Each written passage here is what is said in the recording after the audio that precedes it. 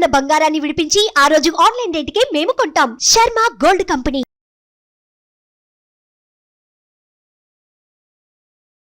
నమస్తే, welcome to Suman TV. నేను మీ యామ్ని. మనకి శ్రావణ మాసం అంటేనే పూజలు, వ్రతాలు. ఆడవాళ్ళకైతే ప్రత్యేకమైన మాసం శ్రావణ మాసం.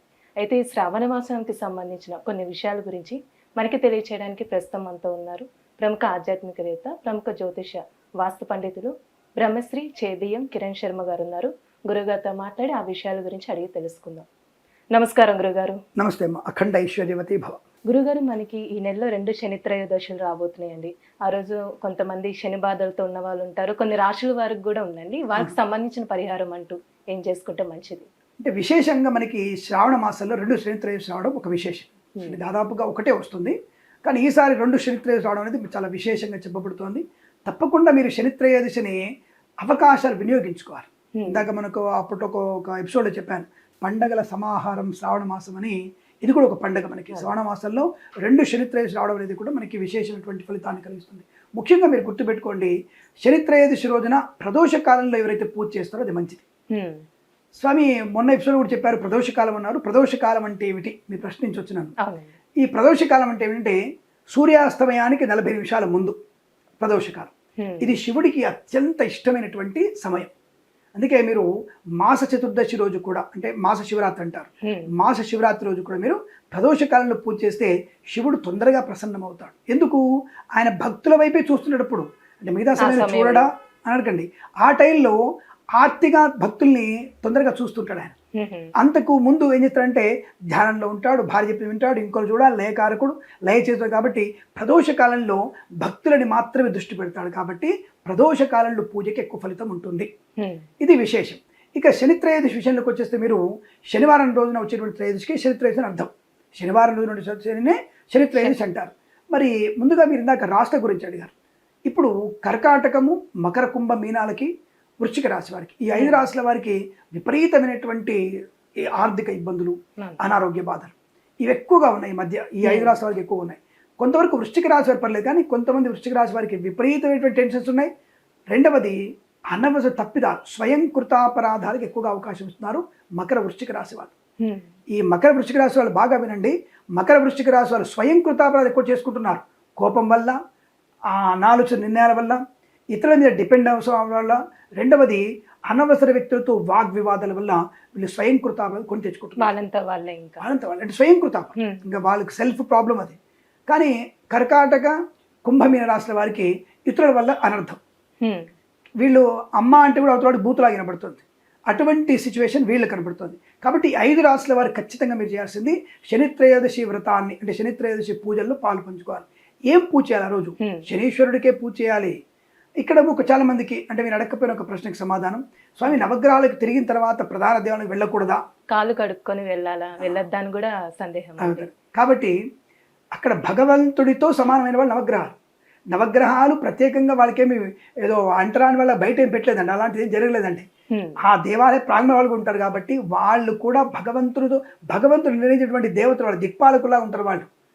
అందరూ కూడా దేవతలు 9 భాగాల వైపు ఉంటారు, 8 భాగాల్లో ఉంటారు వాళ్ళు. కాబట్టి నవగ్రహాలు తిష్ట వేసినారు కాబట్టి వాళ్ళ పూజ తర్వాత కాళ్ళు కడుక్కొని ప్రధాన దేవాలకు వెళ్ళాలన్నటువంటి సూత్రం లేదు. అది చెప్పిన బ్రాహ్మణుడి మాట మీరు నమ్మకూడదు. నవగ్రహాలకి శనీశ్వరుడు కూడా పూజించిన తర్వాత కాళ్ళు కడుక్కొని నోట్లు వేసుకుని పుక్కిలించడానికి అదేమైనా శవమా? ఆయన శివుడు. శని అంటేనే శివస్వరూపం. కాబట్టి ఆయనకి కాళ్ళు అవసరం లేదు. మీరు హాయిగా ఆయన పూజ చేసి అభిషేకం చేసి హాయిగా మీరు ప్రధాన దేవి వెళ్ళొచ్చు. మళ్ళీ దేవాలయం వచ్చేటప్పుడు మళ్ళీ మీరు కాళ్ళు కడుక్కొని రావాల్సిన అవసరం లేదు.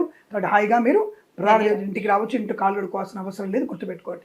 ఈ ప్రదోష కాలంలో శనీశ్వరుడికి తిలాభిషేకం చేయాలి. తైలాభిషేకం అంటే నల్ల నూనెతో అభిషేకం చేయాలి, నూనెతో అభిషేకం చేయాలి, నల్ల నూనెతో అభిషేకం కూడా చేయాలి. ఆ అభిషేకం చేసిన తర్వాత మళ్ళీ పంచామృతాలు, వస్త్రము, ధూపము, దీపము, నైవేద్యం జరిపించి హాయిగా శివాలయానికి వెళ్ళి శివాలయంలో కూడా శివుడికి పంచామృత అభిషేకం చేసి ఆయన ప్రసన్నం తీసుకొని వస్తే మీకున్నటువంటి సమస్త అష్టమ ఏలినాటి అర్ధాష్టమ శనీశ్వర దోషం అంతా కూడా తొలగిపోతుంది. అంటే ఆ రోజు ఏమైనా ప్రత్యేకమైన దానం అంటూ ఇవ్వచ్చా అండి? అంటే నిజం చెప్పాలంటే మీరు నమ్ముతారో నమ్మరమ్మా, ఒకవేళ మరణశయ్య మీద ఉన్నారు ఎవరన్నా, సార్ మాకు డాక్టర్ గారు చెప్పేశారు ఒక 3 రోజులు చనిపోతారని చెప్పారు అన్న వ్యక్తులు ఉంటే, ఒకవేళ ఆ వ్యక్తి స్పృహలో ఉంటే ఆ వ్యక్తి చేత కనుక మీరు దానం, ఒక బర్రెను అంటే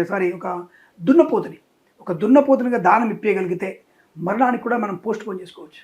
ఎందుకండి అదే అని? ధర్మరాజు యొక్క వాహనం కదా ఆహా. దున్నపోతు.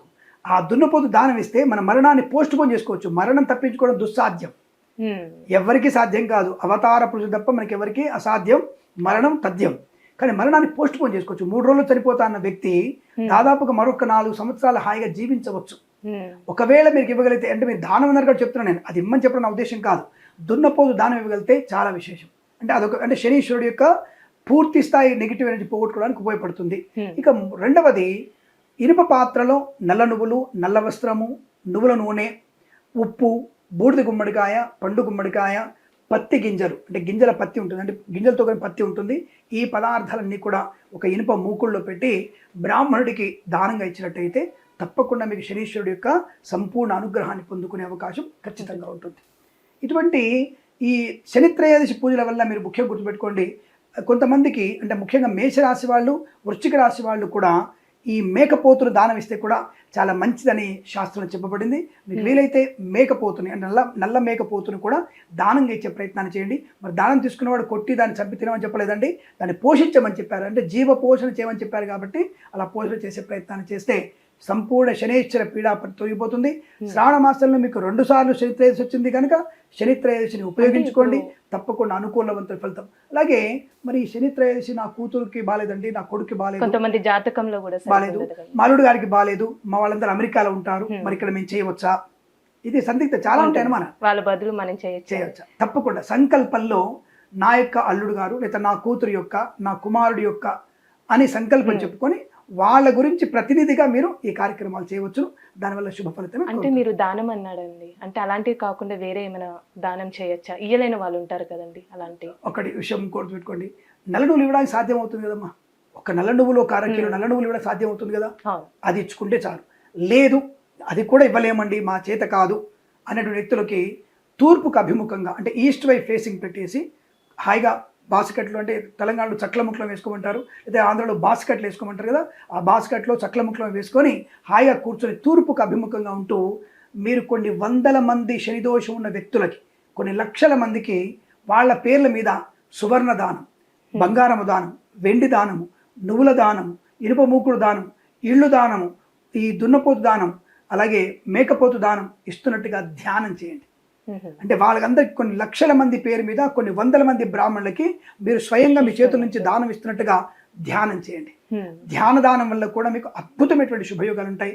ఎవరెవరైతే దానం చేయలేకపోతున్నారో వాళ్ళందరికీ పరోక్షంగా ఈ దాన ఫలితం అంతా కూడా వెళ్తుంది. వాళ్ళకి దానం చేయగలిగే శక్తి వస్తుంది, దానం చేసినటువంటి పుణ్యఫలం కూడా ఉంటుంది. ఇది ఖచ్చితంగా ఉంటుంది. కానీ ఎప్పుడు అశక్తులైన వారు చేస్తే మాత్రమే, నాకు ఇంట్లో 2 కోట్లు అండి, బ్లాక్ మనీ అలమారలో ఉంది, కానీ నేను అదే డబ్బులు లేవు అంటే లోపల డబ్బు అంతర్ధానం అయిపోతుంది. అది ఎలా అయిపోతుందో కూడా తెలియదు, అంతర్ధానం అవ్వడం ఖాయం. అశక్తులైన వారు, శక్తి లేని వారు, ధనం లేని వారందరూ కూడా ఇలా ధ్యానం చేసుకున్నా చేసిన వాడికంటే ఎక్కువ ఫలితం పొందుకునే అవకాశం ఉంటుంది, ఖచ్చితంగా ఉంటుంది. చాలా చక్కగా తెలియసా గురుగారు. సర్వే జనా సుఖినో భవంతు, అష్టైశ్వర్య ప్రాప్తిరస్తు.